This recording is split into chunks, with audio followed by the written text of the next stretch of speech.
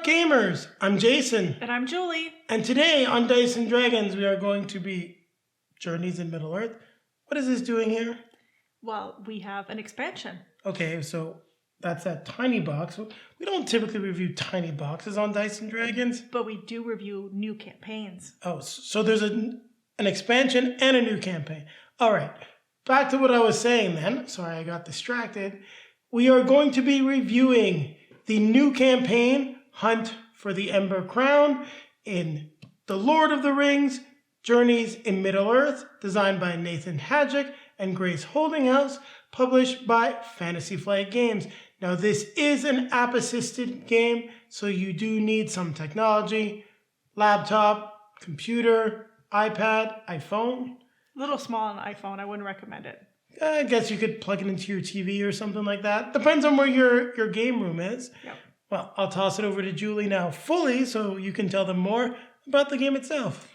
So, like the first version of the game, it is a cooperative game that plays 1 to 5 players in about 60 minutes for ages 14 and above.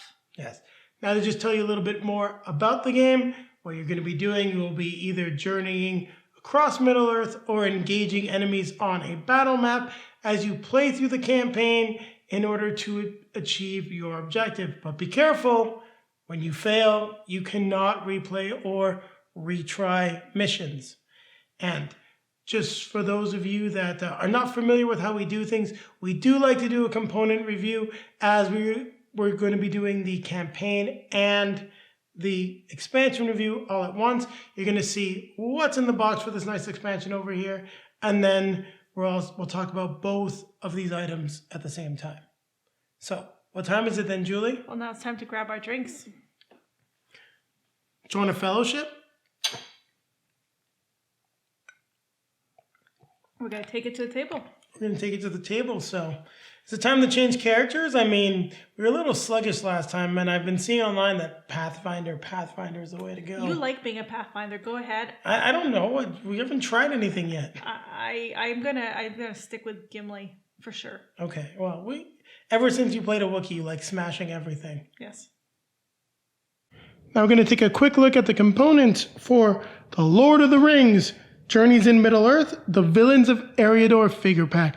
Now this is really just a figure pack, and I'm showcasing the components because the new campaign came out the same time as this, and our review is going to be primarily focused on the campaign. Now to get these figures and these cards added into your game, you just need to tell the app that you have purchased it. Now we'll take a look at the minis. Here we've got Golgotar, the first villain that we faced. We've got Kolfang, and I don't really remember him from the first campaign, so he might be in the new one, the Heart of the... I'm trying to remember exactly what the name of the campaign is, and I'm drawing a blank right now. So in any case, here is Atarin, our big bad.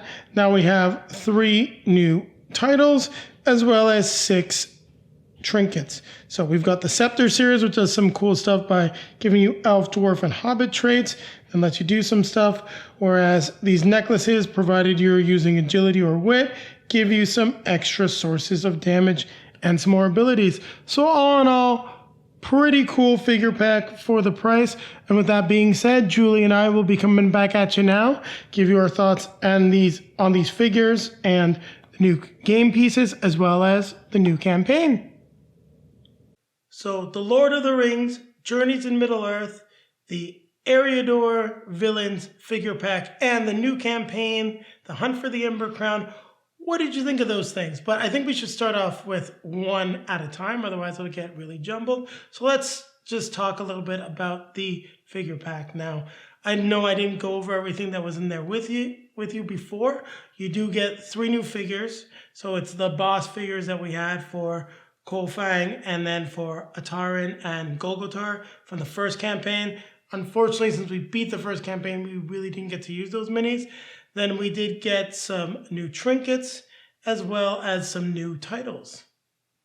Well, I don't know if we got any of the new titles in what we played, but we did get a couple cool titles. I can definitely... Oh, we got a new trinket, yes, which was the Warg Fang.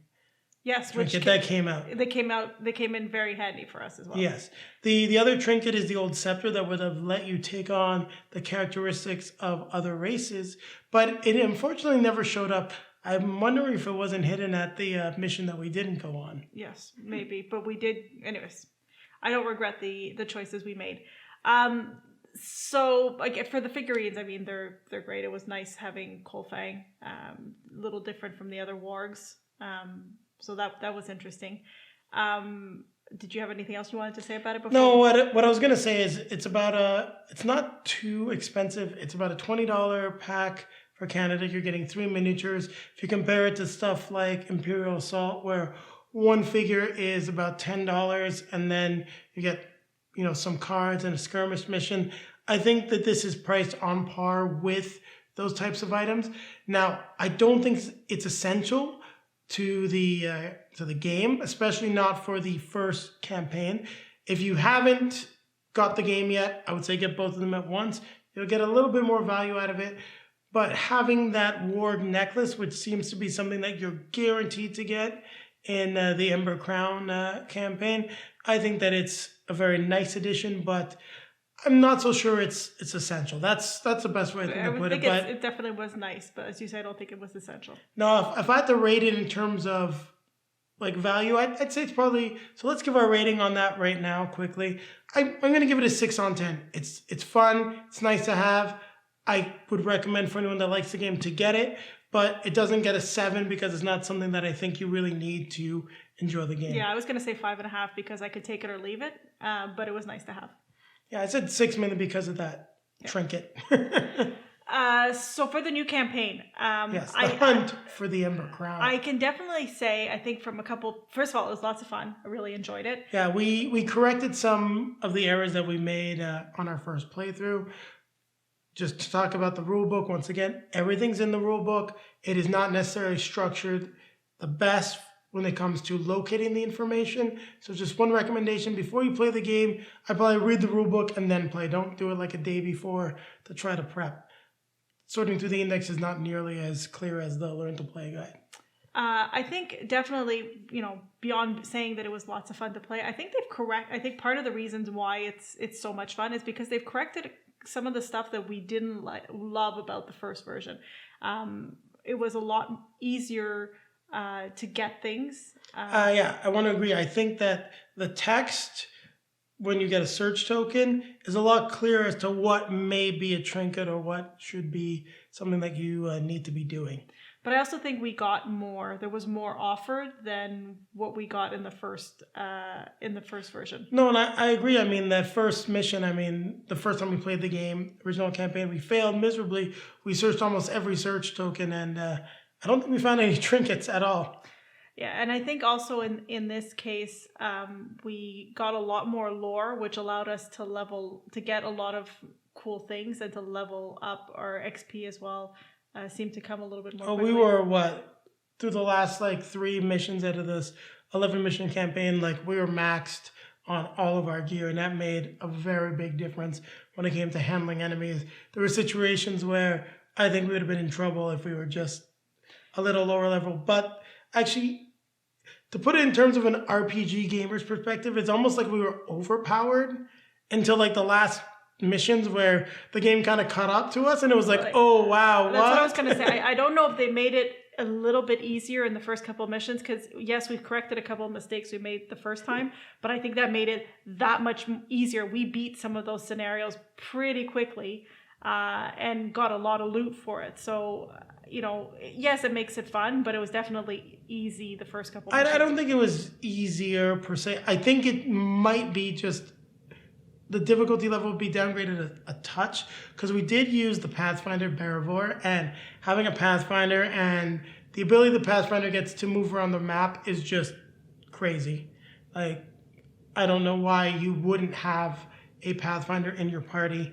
It goes just such a long way, and you can even change their equipment if you want them to do range. Give them the bow, they can stick with the staff, but just having a character that can sprint almost all the time, getting extra movement with a staff that can stun, really made such a difference to our party with regards to being able to move around the map and not engage. You know, all the and time. I thought the Pathfinder was Well, practical, but I was going to say, you know, Gimli and Aragorn as the captain is also still, you know, Aragorn gets to do a lot of cool stuff as well. And I think knowing his character a little bit better, I got to pick cards that I knew would be a little bit, as I was pulling cards, the ones that work a little bit harder. No, and I agree with that. I was just saying that I felt that our ease in the first few missions, because as you say, familiarity, and then the movement, getting to all those search tokens, finding everything, getting all that loot, getting all that lore. But doing that, I do feel like our power level crept up very, very high quite quickly. I don't think it crept. I think that's true. It didn't creep. It kind of just, we were going up levels by leaps and bounds. I think at mission number 2, we're almost up leveling everything, and you were like, oh my god, the last time we played, it took what, like 5 or 6 missions before I think I got my axe in the last mission. Your best axe was the last mission, yeah. So for that, I mean, it made it a lot of fun, and it made me, you know, we in all honesty, we played most of a weekend. We just kept coming back to it and played the entire campaign. What did you think of the story? I know you're talking about us keep coming back. Well, I was going to say it drew me in, and because it was so much fun, we just kept coming back to it. So I think that was great. Honestly, there isn't much. There's nothing that I didn't really like about this game except for maybe that last mission. Yeah, and I think I would have to agree with you. I didn't enjoy the last mission. It's not really spoilers because, well, if you want, skip ahead like 10 seconds. The last mission is on a battle map. So now we'll just, there was the one spoiler, but I think you're presented with some adverse conditions because of where the mission is that do make the game a little more difficult. And if I'd realized that, I think I would have kept my deck a little thinner, because that was definitely, hands down, it felt like we suddenly jumped into hard mode. Yeah, it definitely made it much more complicated. And like other games, there are villains that just won't die. And that kind of got frustrating. Well, it's the same thing as the first campaign. So if you played the first campaign, you've experienced it, you have that villain that you're going to be interacting with throughout most of the campaign, and they can be very stubborn, especially when it's that mission where you're supposed to win. Yeah, so you know, it gets a little frustrating that it just, you know, every time you think you have it, it just keeps coming back. You know, but I think that's the only campaign in which that happened. That was the only mission. The only mission in which it happens. So it's disappointing that it happens in the last frame, and that's what you remember. Because at one point I was like, okay, I'm done. Yeah. Like, how many times do I have to, you know, get beat up? And you know, we went through the entire campaign without doing a last stand, and then in that last one, we each fell. Everyone except Gimli fell, and to be fair, we made a few mistakes there where we probably could have played a little smarter, and it may not have happened. So just reminder: check all your cards, check all your abilities, make sure you're chaining everything, because when you've got limited resources, you got to use everything. And that's actually one thing that I do like about the game, is the way everything interacts. And I think we got a lot more of it this time. I think we had some stuff that was a little bit more complementary in terms of what we picked with regards to skills, and that was very cool. But there are some skills that I do think that just aren't a factor, that are kind of a pain. Like the Pathfinder skill to hide everyone is nice, but I don't think we ever had a mission or a really easy scenario unless it was really at the start of a journey map where I could have made everyone hidden. So bottom line for me, there's one last thing I wanted to ask you is, how did you feel about the Ember Crown story compared to the story in the first game? Oh, you're asking me if I remember the story in the first game. Well, the first game, I didn't feel like it quite pulled you in as much. No, I was going to say, this is very much a Lord of the Rings story. I enjoyed it. It definitely feels like Lord of the Rings. You know, and it was a story that was interesting to follow through, except for maybe, like I said, that last mission. And I think that's part of the reason I enjoyed it as much. So if you enjoyed the first campaign, you're going to like this one, I think, even more. Yeah, and I was going to say, because I think you've talked pretty much about all of my points. I mean, I talked more about the pack, you've talked more about the campaign. I want to say, I do feel like this story is a little bit more accessible, whereas the first one feels like it's a lot more doom and gloom with whites, and it's a heavy Lord of the Rings story. But the fact of the matter is, like, on some of those journey maps, no way in hell are those things 60 minutes.